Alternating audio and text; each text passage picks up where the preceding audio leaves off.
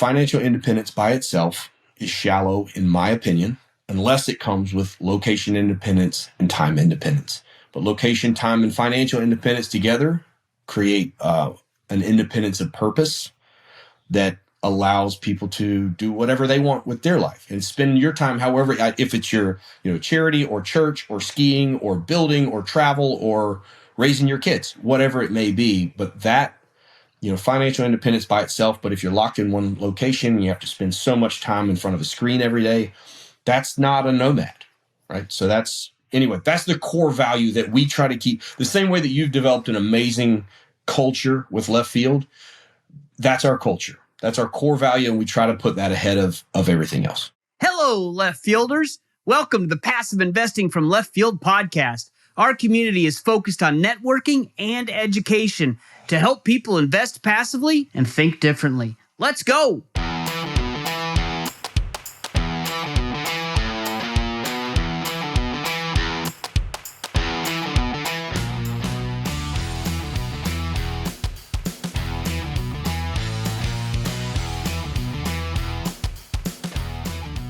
I'm really excited today to have Clint Harris with us. He is a professional real estate investor and handles capital raising and investor relations at Nomad Capital. He is the host of the Truly Passive Income podcast. Nomad is a self-storage operator, but what they do is they buy old big box retail buildings and convert them to self-storage. It's a really interesting business model. We met these guys, the Nomad team, at the Best Ever conference and just really clicked. So I'm super excited. Clint, welcome to the Passive Investing from Left Field podcast. Thank you, Jim. I really appreciate it, man. Very happy to be here. Excited to connect with you guys again. This relationship's been really beneficial. I love what you're doing for your community, and happy to be a part of it as an infielder and as an operator as well.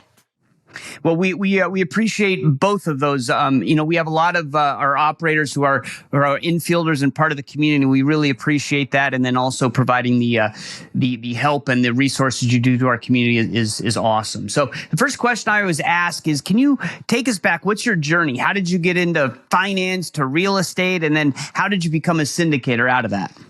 Sure. So first thing I will warn you about is I tend to be long-winded. So you give me a signal if I need to cut off, and I'll tell you why. Because my journey through real estate investing, the good, the bad, and the ugly, has completely changed the velocity, especially the financial velocity of my life, the amount of time that I get to spend with my wife and my two boys. I got a 3-year-old and a 2-month-old. And so it wasn't always like that, but the last few years have really got me to the point where it's completely changed the output of what the rest of my time on earth is going to look like. So my background is had a 16-year career in medical sales, selling and implanting pacemakers and defibrillators. And in that line of work, you typically are making pretty good income, but you don't have a lot of time. Without time, it's hard to get experience. I started off, I'm from South Carolina. I had my 11 years of my career were in South Carolina, and I was buying single family little brick homes in the post-2008 crash, 2010 to 2013. My wife and I picked up 9 single family homes. They were not Section 8, but they were not much better. And so, on paper, it looks great. You got a property manager and you're going to make X amount of dollars from each property. I'm going to make $6,000 to $8,000 per property. By the time I get a handful of them, I can buy one more a year, have to pay cash for them because you can't get a mortgage on a property that low. And on paper, it looks great. This is, 25, 26-year-old me talking, 10 more years of this and I'm retired. $80,000 a year, I'm done. Right?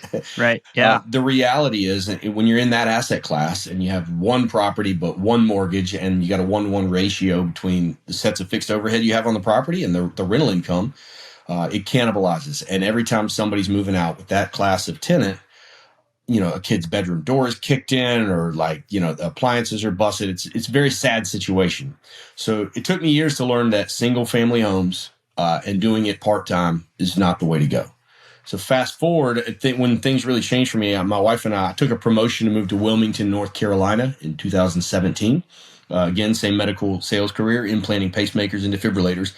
And the question at that point, I'd learned enough through listening to podcasts in a new market at the beach with different asset classes. The question I had for myself was, of the money that I had to spend, we'd done a couple house flips as well by then. Like the first one, I was supposed to make 30 grand and I made 8. The next one, I was supposed to make 40 grand and I made 14. And then finally we got one right, and we did pretty well on it. We made around 85 on a live and flip right before we moved to the beach. So we had a little bit of money, but not much.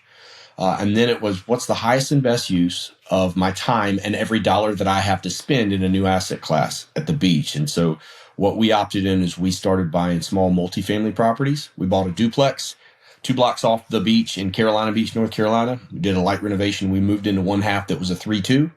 We started renting out the other half, which is a 3-2, as a short-term rental, Airbnb. We did a little under 60 grand that first summer. So it paid for the property, mortgage, taxes, insurance, and obviously highly seasonal. But over a yearly average, we were getting paid $1,400 a month to live there. And that was a light bulb moment for us. We're like, wow, okay, this works. And then we continue to scale a short-term rental portfolio from there. So okay, well, I want to step back into the 9 single-family homes.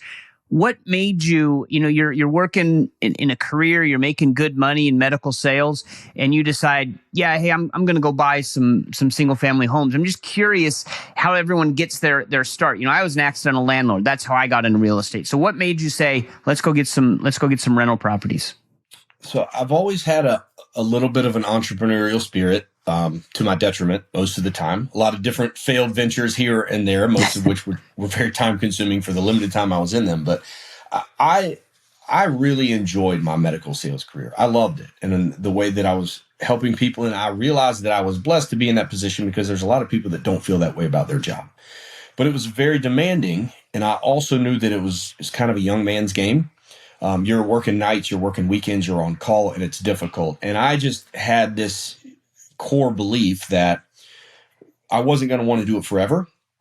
And, you don't wait until it starts raining to build Noah's Ark, right? That's something you got to think ahead on. And so my idea was that I would put myself in a position where as long as I love my job, that's great. The day that I don't feel like doing that job anymore is not the day to start planning ahead. I also had a pretty early realization with watching what just happened with 2008. A lot of the cardiologists that I worked with had saved up retirement their whole lives.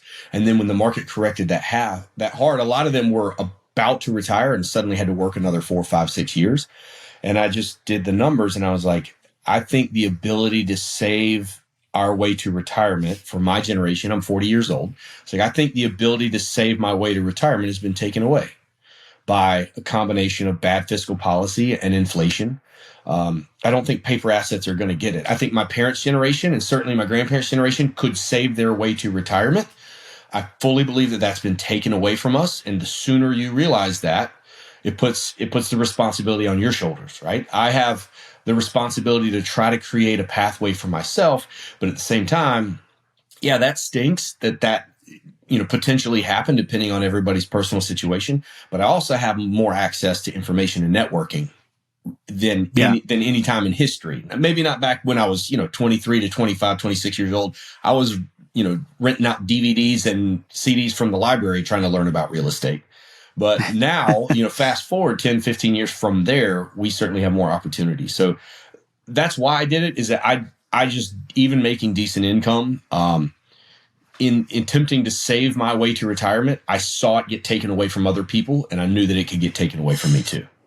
Yeah, I love that. You can't save your way to retirement. I mean, that just sums up everything that made me feel that I needed to transfer from being a financial advisor to what I do now, because you're 100% correct. So now I want to get into you're owning Airbnbs on the beach, you're making good money, and then what, do you drive past the self-storage facility and say, hey, I'm going to do this instead? Or you see an empty Kmart and you're like, hey, here's an idea. How'd you get into the next step? So it's a little bit more dramatic than that. But my wife and I bought a duplex. After that, we were out of money. So I thought I figured it out. I thought I invented this concept. Turns out people have been doing it for hundreds of years, called arbitrage, where I couldn't afford to go buy any other properties.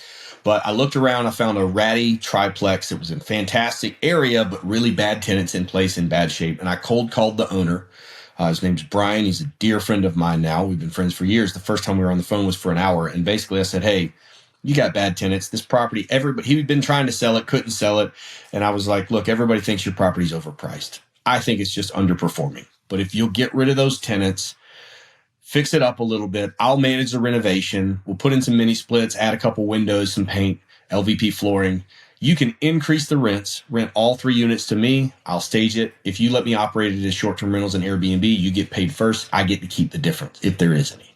And he agreed to it. And so he did increase the rents, but that first summer, he deferred the rent for a couple months. I used an interest-free credit card that we paid off in 3 months to pay for all the furniture. And because he deferred the rents, at the end of 2 months, we had paid back the deferred rent and paid off the credit cards because we launched right at the beginning of summer. We did $125,000 in gross rents that first year. My net was 54 after paying him and the cleaning fees and everything else. At the end of the day on that deal, the money that I spent was $4.99 on whitepages.com to get his number. So most of that is luck. That is not skill, and it was connecting. I think the biggest thing about real estate is relationships and connecting. Yes, absolutely. So that was putting an extra 50 grand in our pocket a year. Remember, we didn't have a mortgage. We're getting paid on top of that. So from there, we took that revenue. We went and bought a quadplex. Then we bought another quadplex. Then we went back and bought that triplex, converted it to a quadplex. So I'm fast forwarding a little bit here, but now we had 14 units. We built a house for ourselves and moved out of half the duplex, started renting that out. But so now we have 14 units. And then a year or so later, that turned into a property management company with partners. So we got a property management company. And all of a sudden, we got hit with 4 hurricanes in 3 years.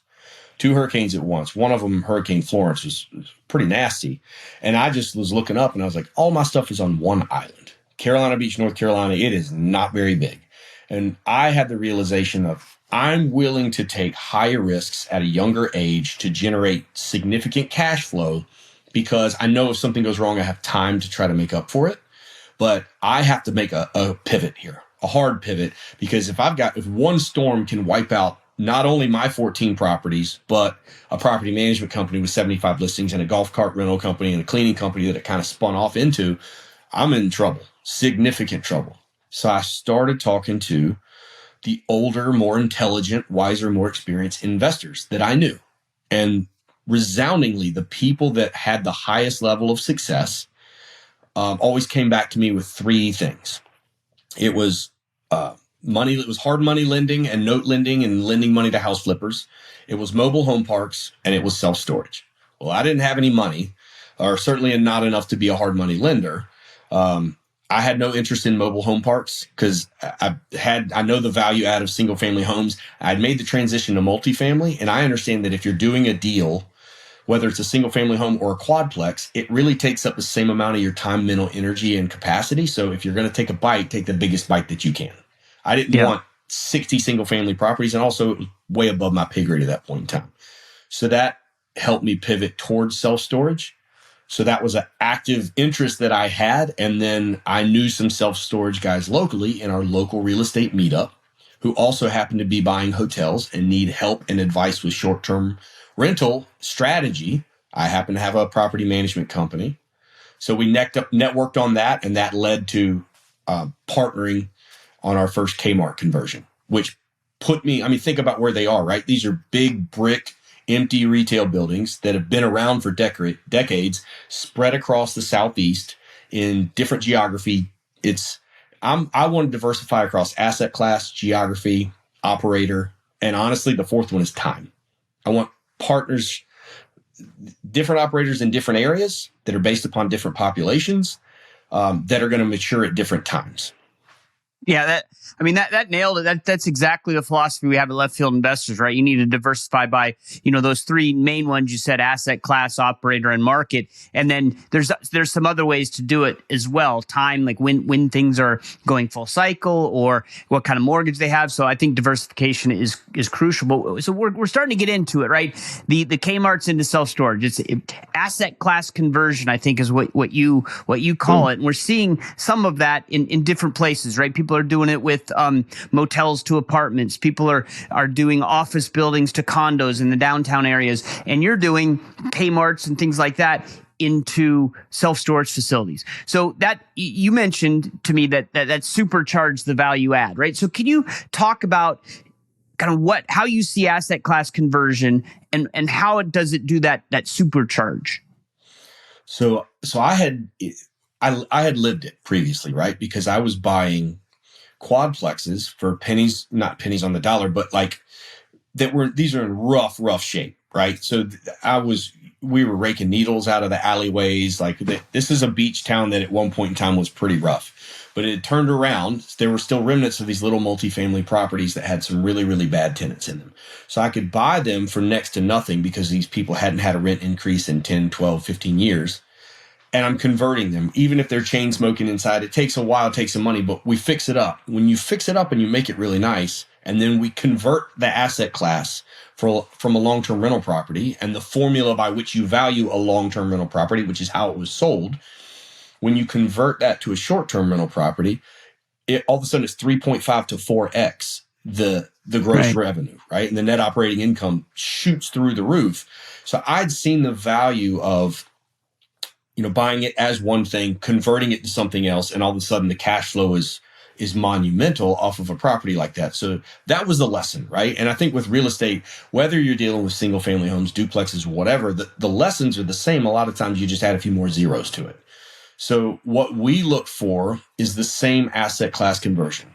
If we or any other syndication go and buy a self-storage facility that's being mismanaged, then what we're trying to do, we're valuing an asset class as a self-storage facility, and then we're trying to increase the operations, right? Decrease the expenses, increase the net operating income, but the formula by which that asset is valued is the same. It's typically net operating income divided by the going cap rate of the market, or it's a little bit market dependent, but that's the oversimplification.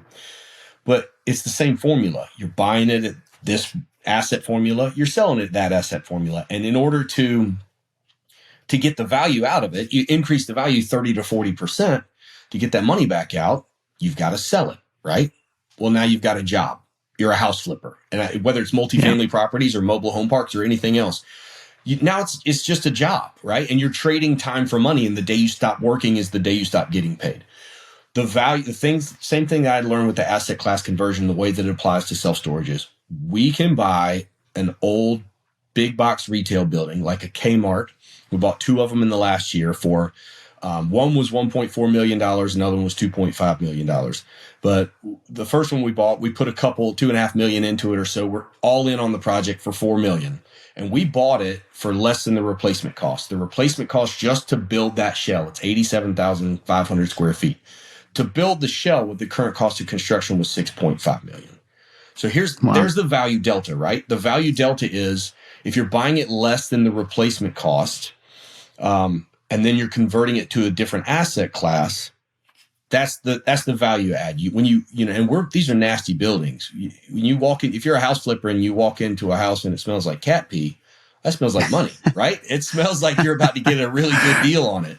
And because my partners are the GCs and we're the contractors, these empty buildings have been sitting empty for 10, 12, 15 years. There's very little appetite for big box retail because Amazon has wiped out that space.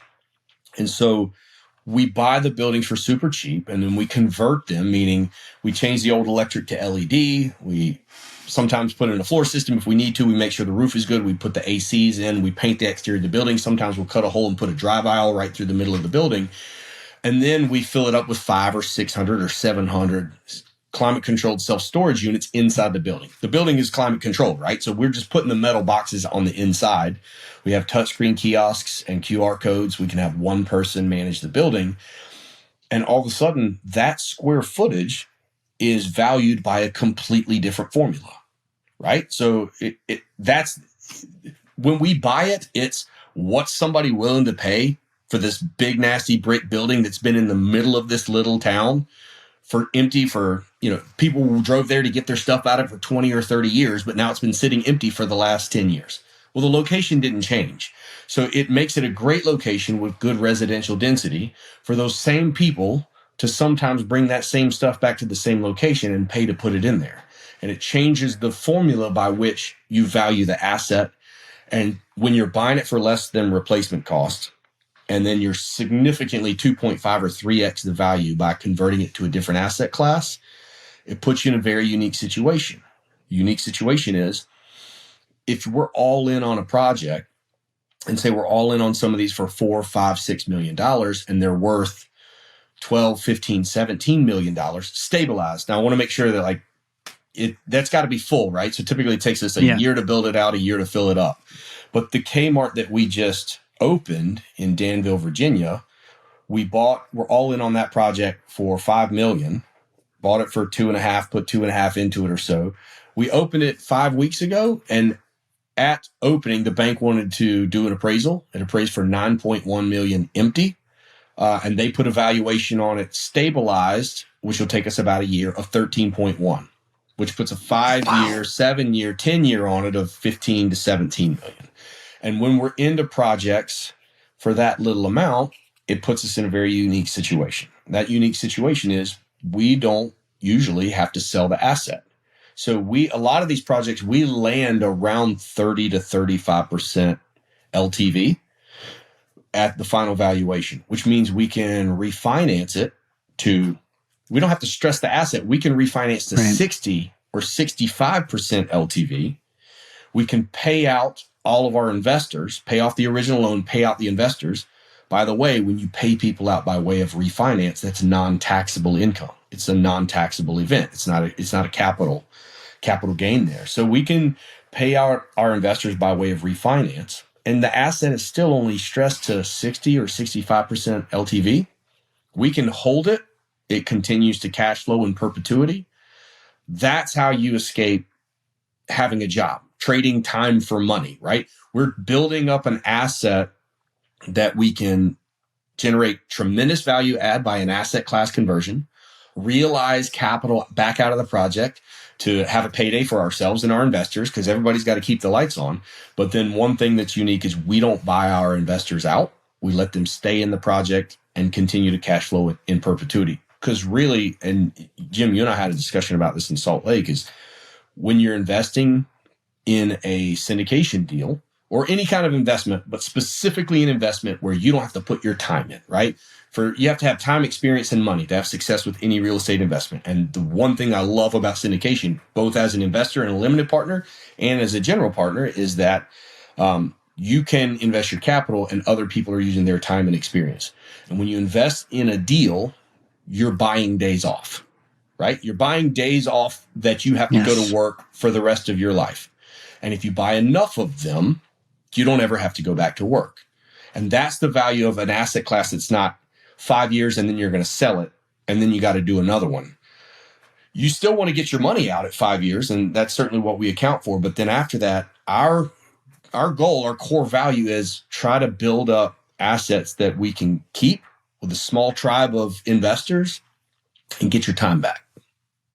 Yeah, I love that buying days off. That really made a mark on me. But also the way you're talking about this is you talk about velocity of money, right? Well, so if I invest $1 in your deal and then you give me that dollar back 2 or 3 years later, and then I cash flow that asset for a long time, and I take that dollar and go invest it in another deal, and then repeat the process. Every time your same dollars are getting you in deals, and then they're creating multiple income streams. And that is velocity of money. And so is that part of that's part of the business plan, correct? When you do this, is that you're trying to recycle the same dollars and get people into multiple assets that keep paying you? Absolutely. And it's a little bit better than that, actually, because the value add is so significant that essentially what we're doing is our goal, it has in the past, and the market is tightening up and interest rates are up a little bit. That having been said, banks typically give lower interest rates for storage because they consider it to be a very safe asset class. But through our preferred return and through our cash flow, and then an at or before 5-year event, what we are trying to do is double your money or come close to it in 5 years. So in 5 years, you get your initial investment back plus another large lump sum. Starting at the end of year 2, you're getting a preferred return, and then you're getting cash flow. You get preferred return from day 1, but obviously the first year we're building up the property. There's no cash flow. Year 2, we're filling up the property. There's no cash flow. As soon as the money comes in, we pay the back owed preferred return to our investors. From there, year 3, 4, and 5, you're getting cash flow. But at year 5, at or before year 5, we're refinancing the property in most situations. You get back all your initial investment plus another large lump sum, which that plus your cash flow and your preferred return, we're trying to double your money in 5 years, which is aggressive.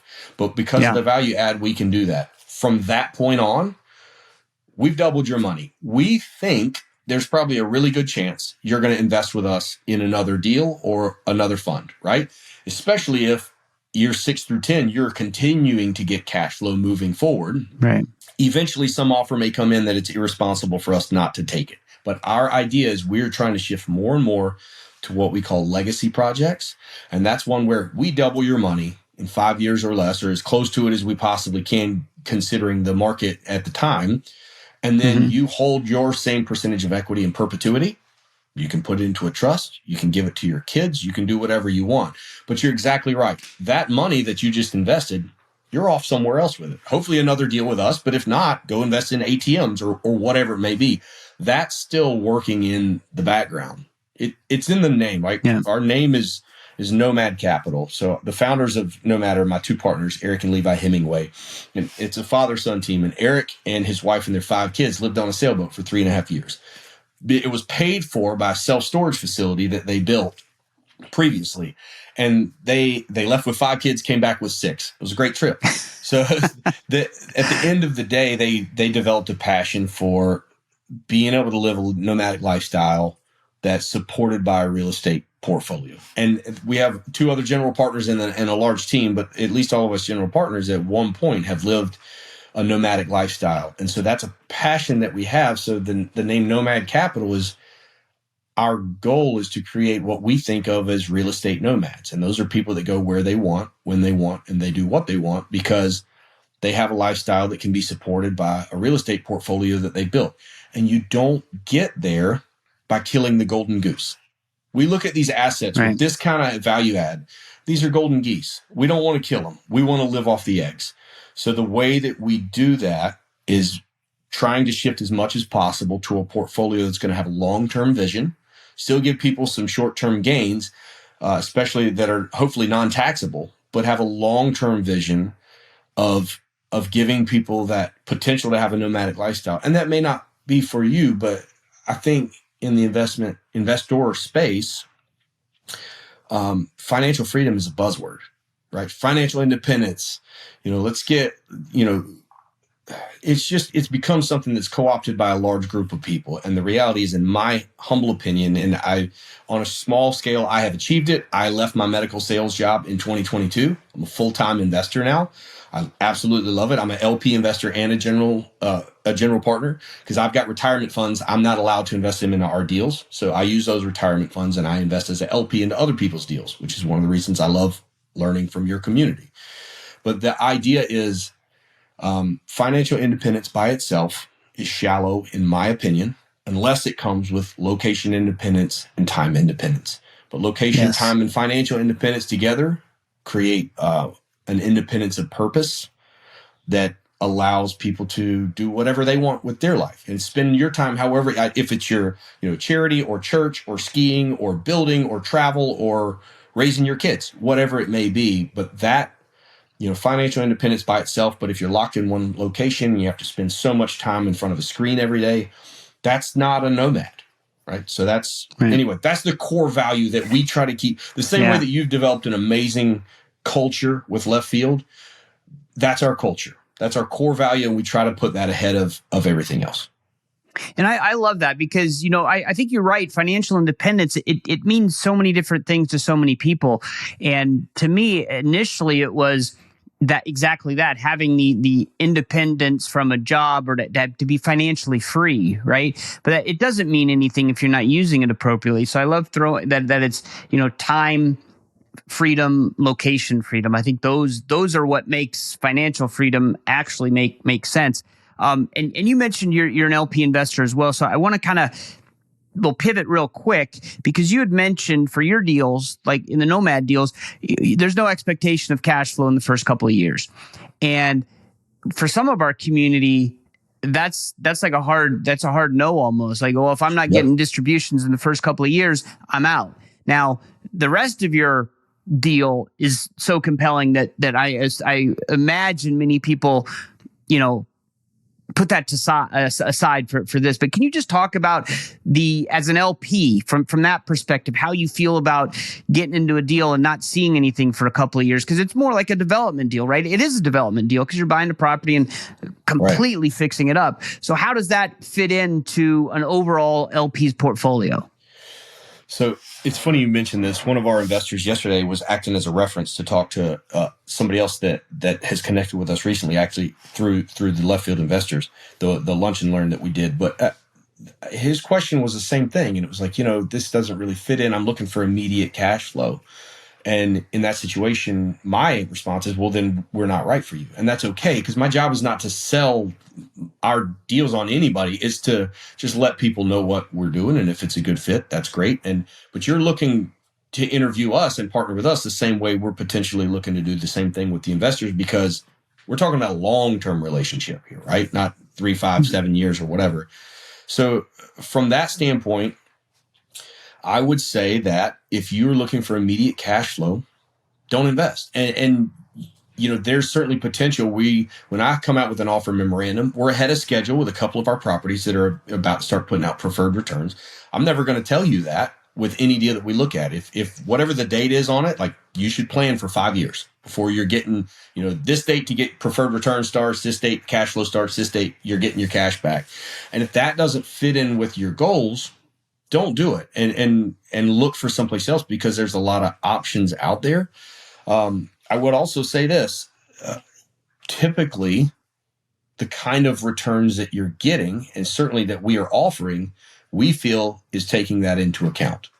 We are trying to offer some very compelling returns that have potential to be tax-free, coming by way of refinance. And then in the situation where most people are buying out your interest, and it goes back to the general partners, our whole goal is we're willing to leave a little bit on the table to leave our investors in on the deal. So if you have a 2 or 5 year timeline for what you're doing, we are probably not the right fit for you. And that is fine, because there's a lot of people out there that aren't thinking about it that way, right? So if you're that close to financial and location and time independence, and cash flow, immediate cash flow, or within the next 2 years is making the difference for you, that's amazing. I am unbelievably happy for you. You should tell everybody how you did it. You should bring as many people along with you as you can, and you should not invest with Nomad. That's the reality. If your timeline is longer than that, then I think whatever your timeline is, let's say it's 20 years. Okay. How many deals can you do over a 20-year period with the capital that you currently have? And if you don't take any money out and you just put it in, at the end of 20 years, what's it worth? And then do the same thing with a deal where the operator leaves you in with your percentage of equity. Obviously, at a refi, you reset the debt basis. But if you've doubled that money and you take that and you go invest it into another deal or with another operator, that little piece of equity that you still hold there is a second or third income stream for your household. Let's say you or your spouse or your partner are both getting up and going to work every day, or you're by yourself. What's that worth over 20 years? And I can't answer that for you. And maybe it's not 20 years. Whatever your timeline is, whatever your capital is, I would say work the numbers backwards. Pick your destination, your goal in terms of time, in terms of income, in terms of financial location independence, and then work it backwards and say, okay, well, maybe doing 15 deals with other syndicators sounds better on paper, but if every time you're in a deal, they're going to sell it, okay, well, now you got to go trade more time for more money and do it again, versus doing 10 deals with somebody who leaves you in the deal. What's that worth 20 years from now? And if that's not your timeline, it's probably not the right fit. Yeah, no, that makes complete sense. So then again, as an LP, one of the most critical things that we do, and I ask this almost every podcast, I think, is, how do you vet a sponsor? And so the question I'd like to shift it a little bit for you, because you are an LP and a GP, so you get to see both ends. But how do you vet a sponsor like Nomad? Meaning it's kind of a development deal, but it's also it's not a ground up development deal, because you have that shell of a building. So there's the chance of success seems higher than normal development. So what are the differences, or what questions should we ask somebody like you? And just kind of in general, how do you vet a sponsor like that? Well, when I'm looking at the way that I've learned to vet other sponsors that I am looking to invest with is the same way that we've tried to emulate what we're doing with Nomad in terms of let's look, we're real estate investors too, right? Let's give the investors what they want. And it's the same thing that we want. So number one is the communication is probably most important to me. I want to know how often are they communicating? What is it monthly? I want to know what the monthly updates look like. I want to see some examples, and I want to see examples of good news and bad news. And I want to see how it's been presented, and I want to see the timeline in which it was presented. Did they wait to the last minute to figure out there was a problem? And so that the communication is really important to me. On top of that, I've got a little bit of inside look of how this works. I want to know if they're vertically integrated. So we're finding our properties, we're raising capital in-house. So we're building them out ourselves. Eric and Levi are 26 years of commercial construction experience. So we build at cost plus 12%, which you can't get anywhere else. And we have in-house property management because Eric also owns for sale storage facilities himself before Nomad. And then all the Nomad properties get managed the same way. So I want to know, are they paying to find the deals? Are they paying to raise capital? Are they paying retail price for construction? Are they outsourcing property management? Because those are all pieces of the puzzle that the operator can't control. And so if the market goes up or down, it can squeeze things a little bit. I want to know what the margins are in terms of what percentage is the LP and what's the GP. And I'm in a little bit of a unique boat here because our margins are typically different than most people. I like it when it's a little bit larger. I'm watching people right now in the marketplace get a little bit compressed in the percentage owned by the GP. That's a little bit scary to me because if the market shifts a little bit, the cap rate adjusts a little bit, as it will do with interest rates, there's not a lot of meat left on the bone. And if the GP gets squeezed down or out, there's not a lot of motivation for them to try to operate the deal at a high level. So I like to see a pretty healthy split there and make sure that there's plenty of margin in the deal and that there is room for the GPs to make sure that the LPs are taken care of no matter what. Okay. And I think a lot of that comes, I want to know what their long-term vision is, their long-term goal. Are they trying to do this for a couple years and go buy a yacht? Or what's the vision, right? Like we had a 2-year goal and obviously there was about a year of legal work leading up to us actually starting. Our 2-year goal is $100 million of stabilized assets under management. Stabilized means built out, full. When they're built out, when they're full, that's what the appraised value is going to be. We hit that with our last close about 4 weeks ago. So we're a couple months ahead of schedule. We got a 5-year goal of 500 million stabilized assets under management and a 10-year goal of $1 billion. And we want to bring as many people along with us as we can. We're 506B syndication for a reason. It's really hard to grow to that size and stay a 506B, but those are our people. The group of people that we started with are non-accredited investors for the most part. We can take accredited investors too, but our goal and our core belief is, and so 92% of the capital in the world is held by non-accredited investors. That is who needs opportunities like this. The rich get richer, right? That this opportunity is best we can needs to stay open to that group of people. And we can usually do that because our raises are so small. Like we're buying these buildings for so cheap. You can't raise money for a 40 or 60 or $80 million apartment complex with 506B. Can't be done. You have to be able to generally solicit and have more than 35 non-accredited investors.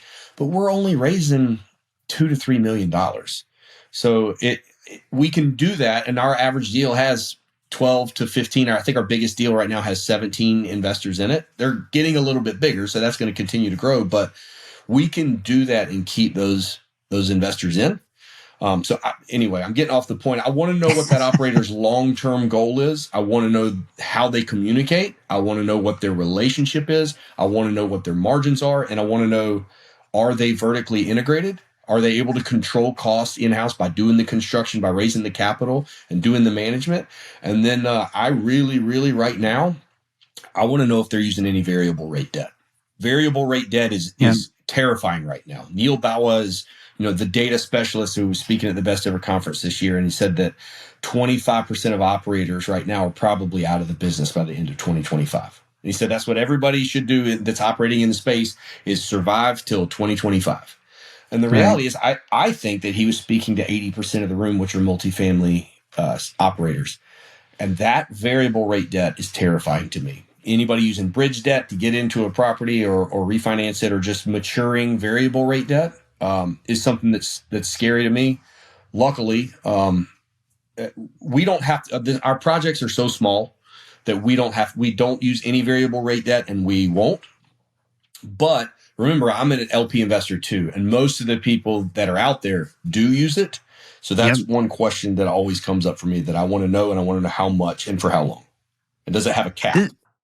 This is fantastic information. I think we could spend a whole nother podcast talking about accredited, non-accredited, and the debt stuff that you said. But I just want to highlight, vertical integration. I love how you categorize that as for a cost control. And then the non-accredited investors, left field investors, we also have a passion for, making sure that there are opportunities for non-accredited, because just because you don't have $1 million doesn't mean that you don't want to invest this way. So I love all that. That's why there's so many synergies between our two groups.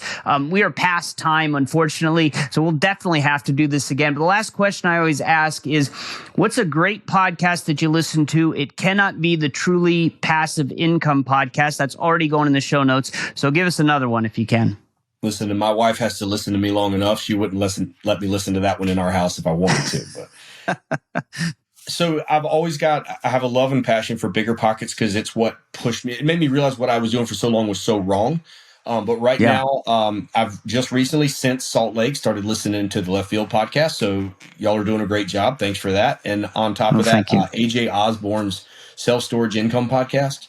He's also doing some pretty large conversions. I would say his market out west is wildly different than ours. We're in the Southeast in kind of the sunshine growing band of population growth. But that's something that I also get a lot out of in terms of his running, underwriting and things like that. So AJ Osborne, Self-Storage Income, that's a great one. Excellent. Thank you very much. And then if our listeners want to get in touch with you or learn more about Nomad, what's the best way to do that? The best way to do that is, remember, we're 506B. We're not advertising our deals anywhere. We can't. It's friends and family only, but we would love the opportunity to connect with anybody. The best way to do that is just email me directly at Clint, C-L-I-N-T, at nomadcapital.us, or else you can go to our website, which is just nomadcapital.us. And if you click the Connect with Us button, it gives you the opportunity to schedule a Calendly call. And it goes to me or my partner, Neil Henderson. We do investor relations and capital raising. And we talk to investors all day, every day, not just about our deals, but about their deals and what they're doing too. So always happy to connect with anybody. Awesome. Well, thank you so much for being on the podcast. I am thrilled that we met in Utah, and I know we'll see each other again, hopefully in October in the meetup in the Left Field in Columbus, and then again, hopefully in Utah next year. But thank you so much for being on. It was a pleasure. I look forward to it. Thanks, Jim, so much, and for what you guys are doing in your community. I'm extremely grateful. I had a great time talking with Clint today. We really connected in Salt Lake at the Best Ever Conference, and they're gonna become a pretty good partner of LFI. I think a lot of the stuff he said, he's planning ahead. He's a thinker, so he was in a demanding W-2 job, and he knew that wasn't going to last forever. That he wasn't, he was happy to stay there as long as he liked it, but he thought ahead. He thought ahead to the exit, and that's really what you need to do. You need to be thinking, hey, I can't just quit my job tomorrow. I have to prepare for it. Part of this whole left field investor passive investing thing is preparing for the eventuality that maybe you will want to, but you don't have to. It just gives you options. And so I respect that of him. He was thinking way ahead of, hey, I want to have as many options as I can when the time comes. And it came, and now he's doing great. And some of the things that he said, can't save your way to retirement. I could not agree with that more. Maybe that was possible, back in the day, like he said, but you just can't do it anymore. You have to do something differently. And for me, passive real estate is it. And for many of you, that's the same. It could be owning your own business, but just saving money and putting it in your 401k is not enough anymore. There has to be something else. And that's why we have this community. And then he also was talking about how he's using the knowledge of experienced investors to help him figure out next steps. And that is the power of community, right? And what we do at Left Field, we use the knowledge of the most experienced, and we also use the knowledge of those who don't have experience, because they come up with the best questions sometimes, or even the best answers and ideas, and everybody in between. And that is, again, the power of community. And one thing that really hit me when he said it in Salt Lake was buying days off. And he mentioned it again here today. And that I love that the more cash flow you have, the more days off you're buying, which hastens your retirement if that's what you want, or hastens getting out of the W-2, reducing the W-2. We talk about ditching the W-2, but some people like the W-2, so that's fine. So you want those options. And this wasn't reverse sales. I know that because I know Clint, but I love it when an operator says, we're just not right for you. So if you absolutely need cash flow in the first couple of years and you get on the phone with Nomad, Clint's going to tell you we're not for you. He might tell you some of the reasons that maybe they could be for you, and maybe that you don't need immediate cash flow, or maybe that's not as important as you think in certain situations. But he's fine to say, look, we are not a fit for you. And I love that in an operator. I would prefer that than them trying to spin themselves in knots, trying to figure out why we are a fit because they're so desperate for capital. Nomad is not desperate for capital, and that is a good thing. And then their passion is, supporting non-accredited investors, and that's something that is very important to LFI as well. We have a community for non-accredited investors, and we're trying to find ways to help people become accredited because that's where it's easier if you're accredited. You just have more opportunities. And so to partner with an operator like Nomad who is passionate about helping out the non-accredited, it would probably be easier for them to just go, hey, we're going to do accredited now and be able to advertise and do all that stuff. But they're staying true to their mission and their culture. And again, that's why they're a great match for LFI. So really pleased to have Clint on. We will certainly be hearing more from him. I had to cut that short because we had so much good content and, trying to keep these episodes manageable. So we'll definitely have him on again. But that's all we have for this time. We'll see you next time in the left field.